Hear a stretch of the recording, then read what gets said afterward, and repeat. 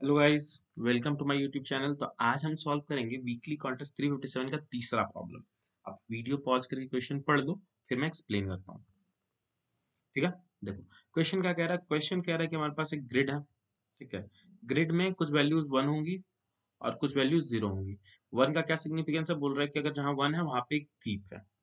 ठीक है, अब ये क्वेश्चन क्या कह रहा है। क्वेश्चन ये कह रहा है कि हम 0 0 पोजिशन पे थे इनिशियली, और हमें एट द एंड n-1 मतलब समझ लो ना कि ये टॉप लेफ्ट से बॉटम राइट पे जाना है। ठीक है, अब इसमें कंस्ट्रेंट्स क्या क्या है। हाँ, और मैं कैसे मूव कर सकते हैं, हम मूव कर सकते हैं एडिशन सेल में। एडिशन सेल कहने का मतलब कि टॉप डाउन लेफ्ट राइट ऐसे। ठीक है, उसके बाद अब एक चीज क्या करना है। एक होता है सेफनेस फैक्टर, जो क्वेश्चन में दिया हुआ है, वो क्या कह रहा है कि minimum Manhattan distance from any cell in the path to any ship in the grid. So ये क्या कहना चाह रहा है कि लेट्स से आ गया भाई, आ जाओ। देखो ये कहना चाह रहा है कि आपने कोई ऐसे पाथ फॉलो करी। ठीक है, कोई सी भी एक पाथ फॉलो करी, और लेट्स से यहाँ यहाँ थीप है, जहाँ थीप है वही मानते हैं। एक सेकंड बस गाइस। लेट्स से कि आपने ये पाथ फॉलो किया, तो अब इसमें थीप कहाँ है, एक यहाँ था, एक यहाँ है। तो देखो कौन कौन से सेल विजिट किए, एक ये किए, एक ये किए, एक ये किए, ये भी और ये भी। ठीक है, तो अब जितने भी थीप है ना, लेट्स से कि यहाँ भी थीप होते हैं, यहाँ भी थीप होते हैं। तो अब बेसिकली इस वाले के लिए, इस सेल के लिए इसका फैक्टर क्या हो जाता है, सेफनेस फैक्टर। कि देखो एक तो यहीं पे थीप था, तो इसके लिए इसका मैनहट्टन डिस्टेंस क्या होता है, जो दोनों एक्स कोऑर्डिनेट होंगे उसका एब्सोल्यूट वैल्यू प्लस जो वाई कोऑर्डिनेट होंगे उसके एब्सोल्यूट वैल्यू का सम। ठीक है, तो देखो ये तो खैर यहीं पे थीप था, तो इसके लिए 0 हो जाएगा। ठीक है, पर अगर ये इससे कंसिडर करें तो ये 0 0 है, ये 2 0 है। तो 2 - 0 प्लस 0 - 0 तो कितना हो गया, इसके लिए इसके अकॉर्डिंग 2 का सेफ्टी फैक्टर आ गया। इसके अकॉर्डिंग कितना आ जाएगा, इसके अकॉर्डिंग भी 2 आ जाएगा। इसके अकॉर्डिंग देखोगे तो कितना हो जाएगा 4, क्योंकि 1 2 और फिर इधर भी जाना पड़ेगा, 2 4 हो जाएगा। ठीक है, पर मिनिमम उनमें से कितना है, इसका 0। तो बेसिकली इसका ओवरऑल सेफनेस फैक्टर कितना हो जाएगा इस सेल का, 0। ठीक है, ये हो गया एक सेल का। अब देखो, अब हमें क्या करना है बेसिकली कि एकदम से टॉप राइट से यहाँ से यहाँ जाना है। ठीक है, कोई सा भी हम पाथ फॉलो करें। ठीक है, जरूरी नहीं है वही कर। हम हो सकता था कि हम लेट्स से कि इस पाथ से चले जाते या इस पाथ से चले जाते, किसी भी पाथ से जाए।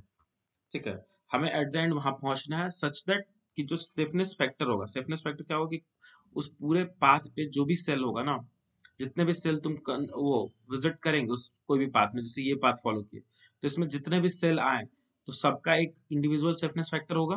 तो सारे सेल्स में से जो मिनिमम सेफनेस फैक्टर होगा ना, वही उस पाथ का सेफनेस फैक्टर हो जाएगा। ठीक है, आई होप आपको क्वेश्चन क्लियर होगा। अब देखो, अब पहली चीज तो क्वेश्चन पढ़ के क्या समझ में आया कि अब कितने सारे, हाँ कंस्टेंट देखोगे तो 400 400 है। ठीक है, तो ज्यादा बड़े कंस्टेंट है नहीं। अब पर एक चीज ध्यान देना कि अगर अगर आप देखो कि यहाँ पे ये 1 है, यहाँ पे 1 है, और मैं अगर कभी भी कोई भी पाथ फॉलो करूँ, लेट्स से कि इस वाले पे मैं जाता हूँ, तो मुझे पता करना पड़ेगा कि इसका सेफनेस फैक्टर कितना है। तो मैं बार बार जाके ये तो नहीं देखूंगा ना कि कहाँ पे थीप थे और फिर इसका सेफनेस फैक्टर निकालो।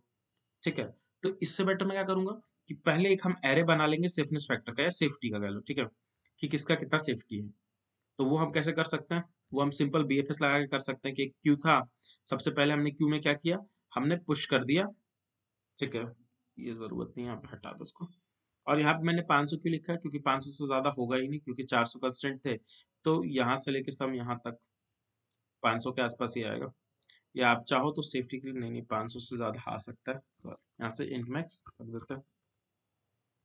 ठीक है, तो अब देखो, अब क्या कर सकते हैं यहाँ पे कि जब ये 0 0 है इनिशियली, सॉरी जितने भी वंस हैं उसमें हम क्या करेंगे कि हम उसको क्यू में पुश कर दिए और उनकी सेफ्टी कर दी 0। क्यों, क्योंकि उनका मैग्नेटिज्म डिस्टेंस 0 होगा।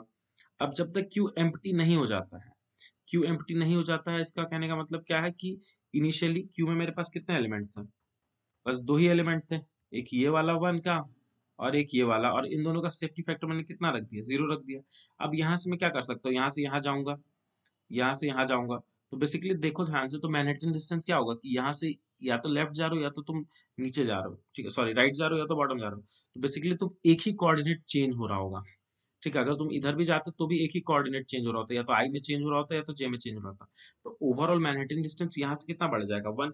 तो जो इसका सेफ्टी फैक्टर था उसमें कितना हम ऐड कर सकते हैं, 1, ठीक है। तो अब देखो यहाँ से मैंने क्या कि यहाँ पे इसका 0 था तो यहाँ पे 1 हो गया, यहाँ पे 1 हो गया, ठीक है। यहाँ पे जाऊंगा, यहाँ पे 2 हो जाएगा। फिर यहाँ पे आऊंगा, यहाँ से मतलब समझ रहे हो ना कि अगर यहाँ पे चला गया, अगर मैं यहाँ पे आऊंगा तो ये बेसिकली क्या होगा कि इसका और इसका जो मैनहट्टन डिस्टेंस का डिफरेंस होगा 1 ही होगा, ठीक है। और तुम ध्यान से देखोगे तो ये देखो यहाँ से वो यहाँ हो गए, तो बेसिकली एक्स में भी एक डिफरेंस आ रहा है और वाई में एक डिफरेंस आ रहा है। तो ये बेसिकली एक्स का डिफरेंस तो इसमें था ही, बस वाई का डिफरेंस तुमको कंसिडर करना पड़ेगा, तो इसलिए यहाँ पे एक का डिफरेंस आ रहा है। तो अब ध्यान से देखो, ये बेसिकली कुछ नहीं हो गया, ये सिंपल बीएफएस हो गया, मल्टी सोर्स बीएफएस, ठीक है। तो हम उससे करके क्या करेंगे कि जितने भी अब वो सेल्स हैं उन सबका हम सेफ्टी कैलकुलेट कर लेंगे, ठीक है।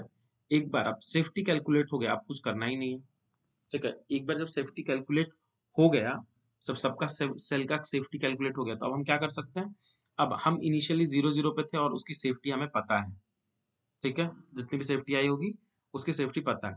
अब हमें बेसिकली क्या करना है कि हमें 0 0 से उठ के n-1 तक जाना है। अब देखो, हमें हमेशा क्या करना है कि मैक्सिमम सेफ्टी के पीछे भागना है ना। तो अगर लेट्स से कि अगर हम कहीं पे जा सकते हैं 0 0 से एक सेफ्टी 3 पे भी जा सकते हैं, एक जगह सेफ्टी 4 पे भी जा सकते हैं, तो हमें कौन सा चूज करना चाहिए, 4 वाला। तो अब हम इसको ऑर्डर मेंटेन करने के लिए हम क्या यूज कर लेंगे, प्रायोरिटी क्यू। क्यों, क्योंकि प्रायोरिटी क्यू हमें बाय डिफॉल्ट ही उसको डिसेंडिंग ऑर्डर में सॉर्ट करके दे देगा, ठीक है, पहले एलिमेंट के बेसिस पे, क्योंकि हमने बनाया पेयर ऑफ पेयर, तो ऐसे करके, ठीक है। आप वेक्टर भी बना सकते हो, कोई दिक्कत नहीं है। अब देखो, तो अब पहले हमने पुश कर दिया कि हम 0 0 पे थे, जो भी सेफ्टी थी। एक विजिटेड रख लेंगे कि अगर हम किसी को पहले से विजिट कर चुके हैं, मतलब विजिट कर चुके, कहने का मतलब है कि प्रायोरिटी क्यू में हमारा पहले ही जा चुका है, तो वापस डाल के कोई फायदा नहीं होगा, ठीक है ना।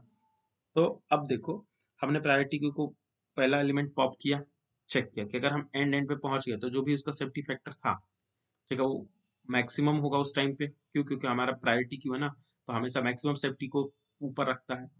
तो उस केस में मेरा क्या हो गया, वही आंसर हो जाएगा, उसको हम रिटर्न कर देंगे।